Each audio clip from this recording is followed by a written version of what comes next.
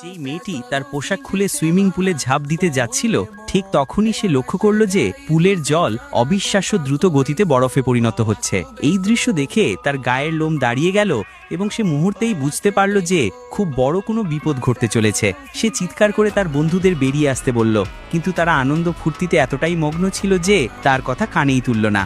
কয়েক মুহূর্ত পরে যখন তারা পেছনে ফিরে তাকালো, তখন তারাও বিপদটা আঁচ করতে পারল এবং আতঙ্কিত হয়ে সবাই পুল থেকে বেরিয়ে আসার চেষ্টা করতে লাগলো।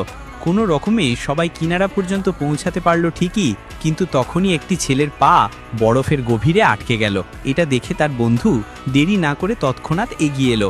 সে পাশে পড়ে থাকা পুলের জালিটি তুলে নিল এবং সর্বশক্তি দিয়ে বরফ ভাঙতে শুরু করলো। অল্প কিছুক্ষণের মধ্যেই সে তার বন্ধুকে বাইরে বের করে আনলো এবং সবাই স্বস্তির নিঃশ্বাস ফেলল।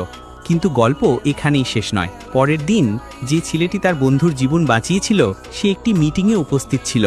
হঠাৎ তার শরীরে এক অদ্ভুত শীতল স্রোত বয়ে গেল এবং কয়েক সেকেন্ডের মধ্যেই সে রহস্যজনকভাবে বরফে জমে গেল।